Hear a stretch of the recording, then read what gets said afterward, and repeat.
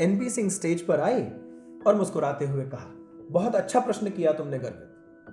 बच्चों, potassium cyanide एक ऐसा रासायनिक पदार्थ है जिसकी जीव जंतुओं पर होने वाले प्रभाव की क्रिया बहुत जटिल है, परंतु साधारण रूप से मैं समझाने की कोशिश करता हूं। बच्चों, ये तो आप जानते ही होंगे कि रक्त में उपस्थित हीमोग्लोबिन ऑक्सीजन कैरियर का काम करता है। हीमोग्लोबिन द्वारा लाई गई ऑक्सीजन शरीर के टिश्यूज में उपस्थित साइटोक्रोम नामक पदार्थ द्वारा एब्जॉर्ब हो जाती है, जिससे यह साइटोक्रोम ऑक्सलेट में कन्वर्ट हो जाता है, जो टिश्यूज को क्रियाशील बनाए रखता है, जिससे शरीर की सभी गतिविधियां संपन्न होती रहती हैं। अब पोटेशियम साइनाइड की उपस्थिति में जो टिश्यूज हैं, उसमें उपस्थित साइटोक्रोम ऑक्सीजन को एब्जॉर्ब नहीं कर पाता और साइटोक्रोम ऑक्सलेट भी नहीं बन पाता, जिसकी वजह से जो टिश्यूज होते हैं वो निष्क्रिय हो जाते हैं, काम करना बंद कर देते हैं। तो टिश्यूज की जो निष्क्रियता होती है उसके कारण साइनोसिस हो जाता है और जो हमारा शरीर है वो नीला पड़ जाता है। इसी के साथ एस्फिक्सिया भी हो जाता है, जिसके कारण सेल और टिश्यूज के स्तर पर श्वसन अवरुद्ध हो जाता है, मतलब सांस लेना बंद हो जाता है और जीव मर जाता है। हाँ तो बच्चों, अब आप समझ गए होंगे। कुछ बच्चों ने सहमति में सिर हिलाया, कुछ शांत बैठे रहे। डॉक्टर सिंह कुछ आगे कहते उससे पहले ही कक्षा 12 की छात्रा पल्लवी ने खड़े होकर कहा, सर यह तो आपने जीव जंतुओं के विषय में बताया, परंतु यह नहीं बताया कि पोटेशियम साइनाइड पेड़ पौधों को भी कितना प्रभावित करता है। शाबाश पल्लवी, बहुत सही प्रश्न किया तुमने। मैं भी सोच रहा था कि पेड़ पौधों के विषय में तो बताया ही नहीं। प्यारे बच्चों, ये तो आप जानते ही हैं कि पौधों में भी चेतना होती है। जीवों के समान पौधों में भी विभिन्न क्रियाएं होती हैं। इन क्रियाओं को संचालित करने के लिए ऊर्जा की आवश्यकता होती है, मतलब एनर्जी की रिक्वायरमेंट होती है। ये जो ऊर्जा है ये भोजन से मिलती है। पौधे अपना भोजन स्वयं बनाते हैं। पौधों में भोजन बनाने की क्रिया पत्तियों में प्रकाश संश्लेषण की द्वारा संपन्न होती है, मतलब फोटोसिंथेसिस। इस क्रिया के लिए आवश्यक क्लोरोप्लास्ट पौधों के हरे भाग, विशेष रूप से पत्तियों में होता है। तभी लीव्स को किचन ऑफ द प्लांट भी बोलते हैं। एग्जैक्टली। और जड़ों के द्वारा जो कि एब्जॉर्ब्ड वाटर होता है वो जाइलम के थ्रू पत्तियों तक पहुंच जाता है। पोटेशियम साइनाइड के होने की वजह से जो रसारोहण की क्रिया होती है, मतलब movement of the fluid from the root to the stem and the leaves, वो रुक जाती है, वो रिस्ट्रिक्ट हो जाती है, जिसकी वजह से जो जड़ों में जो एब्जॉर्ब्ड वाटर होता है वो पूरी मात्रा में पत्तियों तक पहुंच ही नहीं पाता, और अगर कुछ मात्रा में पहुंच भी जाता है तो उसमें पोटेशियम साइनाइड प्रेजेंट होता है, जिसकी वजह से पत्तियों में जो क्लोरोप्लास्ट होता है वो भी निष्क्रिय हो जाता है, और इसकी वजह से जो फोटोसिंथेसिस है वो प्रोसेस पूरा नहीं हो पाता और भोजन ठीक से नहीं बन पाता, और परिणाम क्या होता है कि धीरे धीरे पौधे मर जाते हैं। ठीक है बच्चों, अब तो समझ में आ गया होगा। बिल्कुल सर। हनी मास्टर ने कार्यक्रम आगे बढ़ाते हुए कक्षा 12 के छात्र सरदार बलविंदर सिंह को आमंत्रित किया। बलविंदर सिंह ने स्टेज पर आकर सभी का अभिवादन करने के पश्चात कहा कि साथियों, मेरे विचार से विज्ञान और चेतना एक दूसरे के पूरक हैं। यदि विज्ञान है तो वो चेतना के बिना संभव नहीं है, और यदि चेतना है तो वैज्ञानिक सोच स्वतः ही आ जाएगी। यदि कोई घटना घटती है तो उसे देखकर उसके विषय में क्या, क्यों और कैसे के प्रश्न सामने आकर खड़े हो जाते हैं, और तुरंत ही मस्तिष्क की चेतना द्वारा उनके उत्तर खोजने की प्रक्रिया शुरू हो जाती है, तथा मस्तिष्क सोचने लगता है। इसी संदर्भ में हमारे देश के प्रथम वैज्ञानिक राष्ट्रपति माननीय एपीजे अब्दुल कलाम साहब ने भी कहा है, ईश्वर ने इंसान को जो दिमाग दिया है वो सर्वोत्तम उपहार है, इसका उपयोग कीजिए। याद रखिए, सोचना विकास की निशानी है और न सोचना विनाश की। यह कथन बिल्कुल सही है। आप सब जरा कल्पना तो कीजिए उस आदिम युग की, जब आदि मानव प्रकृति में होने वाली स्वाभाविक घटनाओं को देखता होगा, देखकर सोचता होगा उन घटनाओं के कारण के विषय के बारे में। सोचते सोचते चेतना के जागृत होने से कुछ करने की प्रेरणा मिलती होगी, कुछ करते करते कुछ नया करने में सफल होता होगा। अब किसी ढलान से पत्थर को लुढ़कते हुए देखने पर किसी आदि मानव की चेतना में वही प्रश्न आए होंगे कि ये क्यों और कैसे हुआ।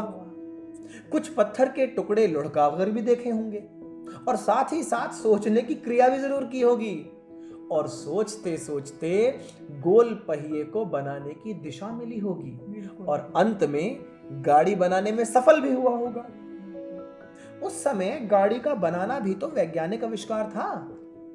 इसी प्रकार सोचिए, मतलब ये छोटे छोटे बच्चों के माध्यम से, इस विज्ञान गोष्ठी के माध्यम से ऑथर ने, इंदुभूषण मित्तल जी ने कितनी खूबसूरती से विज्ञान को कहानी के रूप में प्रस्तुत किया है। बिल्कुल सही। और कैसे कि एक चीज़ दूसरी को तरफ लीड करती है, हम शुरू करते हैं और फिर वो आगे आगे जो सिलसिला चलता जाता है उससे खोज आगे बढ़ती है। अब सोचिए कितना इंटरेस्टिंग है कि विज्ञान को इंदुभूषण मित्तल जी ने कहानियों में, पात्रों में, प्लॉट में पिरोकर प्रस्तुत किया और हम भी तो यही कहते हैं that stories matter.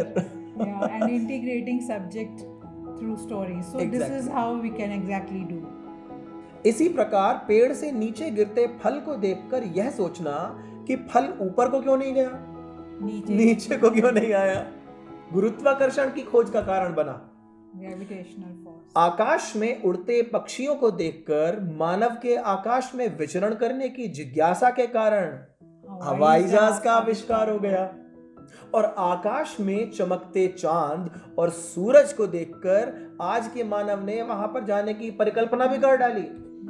अगर हमारा बस चले तो दिल्ली की सबसे बड़ी, या दिल्ली नहीं कहेंगे, एशिया की सबसे बड़ी कॉलोनी रोहिणी जैसी कॉलोनी हम शायद चांद पर भी बसा लेंगे।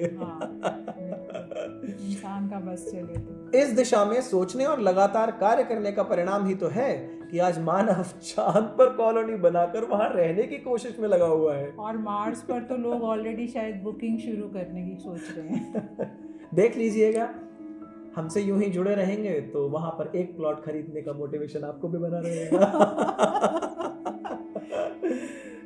आज के वैज्ञानिकों का यह चिंतन भी है कि अंतरिक्ष में कोई और ऐसा ग्रह भी है जहां पर पृथ्वी के समान जीवन संभव है।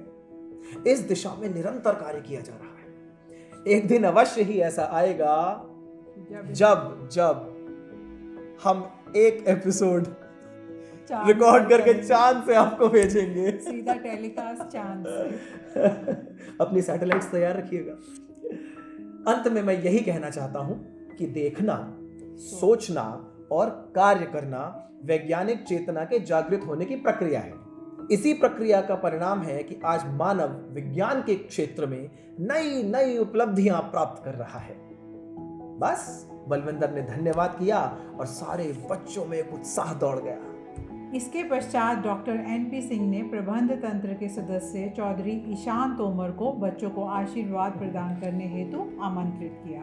जैसे ही चौधरी ईशान तोमर स्टेज पर आए, सभी ने तालियां बजाकर उनका स्वागत किया। चौधरी ईशान ने कहा, विद्यालय की प्रधानाचार्य, अध्यापक, अध्यापिकाओं और प्यारे बच्चों, आज का यह विज्ञान गोष्ठी का आयोजन अद्वितीय है। इस आयोजन के माध्यम से श्रीमती नम्रता दुबे ने प्रोफेसर जगदीश चंद्र बोस के विषय में जो जानकारियां दी, सामान्य रूप से वो बहुत कम लोग जानते होंगे, पर हमें गर्व है कि हम उस देश के वासी हैं जहां पर प्रोफेसर जगदीश चंद्र बोस जैसे महान वैज्ञानिकों ने जन्म लिया। उनका कार्य और चिंतन शोहरत और धन कमाने का ना होकर समाज कल्याण का रहा। मैं आज उनके जन्मदिन पर उनके कार्यों को और उन्हें नमन करता हूं। बच्चों द्वारा वैज्ञानिक क्षेत्र से संबंधित बहुत रोचक और ज्ञानवर्धक जानकारियां भी दी गई। मैं सभी बच्चों को आशीर्वाद देते हुए आशा करता हूं कि ये बच्चे भी विज्ञान के क्षेत्र में रुचि लें और ऐसे ही आगे कार्य करते हुए आगे बढ़ें। ऐसे आविष्कार करें जिससे उनका नाम अपने वैज्ञानिक राष्ट्रपति डॉक्टर कलाम साहब की तरह विश्व के महान वैज्ञानिकों की श्रेणी में रखा जाए। जय हिंद। सभी बच्चों ने तालियां बजाकर चौधरी साहब का अभिवादन किया। तत्पश्चात डॉक्टर सिंह ने कार्यक्रम के समापन के लिए प्रधानाचार्य श्रीमती दुबे को आमंत्रित किया। श्रीमती नम्रता दुबे ने कार्यक्रम का समापन करते हुए कहा, भारत के महान वैज्ञानिक प्रोफेसर जगदीश चंद्र बोस के सम्मान में उनके जन्मदिन पर आयोजित विज्ञान गोष्ठी का ये आयोजन बहुत सफल रहा। इस आयोजन की सफलता का पूरा श्रेय हमारे विद्यालय के science coordinator doctor NP Singh और विज्ञान चेतना क्लब के बाल विज्ञानियों को जाता है। मैं धन्यवाद देना चाहती हूँ अपने प्रबंध तंत्र के उन सभी सदस्यों का जिन्होंने अपना अमूल्य समय निकालकर बच्चों का उत्साह बढ़ाया। अंत में सभी को धन्यवाद। इसके पश्चात सभी ने खड़े होकर बड़ी श्रद्धा से राष्ट्रगान का गायन किया। जय विज्ञान जय भारत के नारे से सभा विसर्जित हुई। नमस्कार। ये तो मतलब आई वुड से कि this It's was such a mind proud boggling. moment. I feel so proud of the fact that we belong to a country where people have done such wonderful inventions and they never even took credit for that. Absolutely, कितना gratitude था हमारे देश के ऋषि मुनियों के प्रति कि जो खोज ऑलरेडी इतने हजारों साल पहले की जा सकती है, हम उसका कॉपीराइट क्यों कराएं। पर ऐसा भी नहीं है, आजकल के ज़माने में आगे बढ़ने के लिए कॉपीराइट कराना ज़रूरी भी है और अनिवार्य भी है।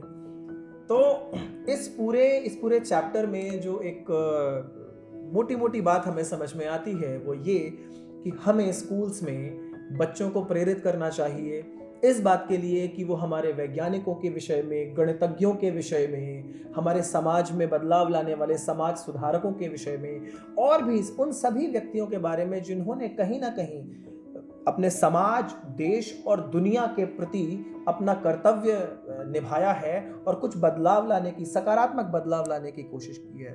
तो स्कूल में इस तरीके से पढ़ाया जाना चाहिए कि हम यदा कदा इनको जानते रहें, क्योंकि अपनी संस्कृति का पता होना हमारे लिए गर्व का विषय होगा।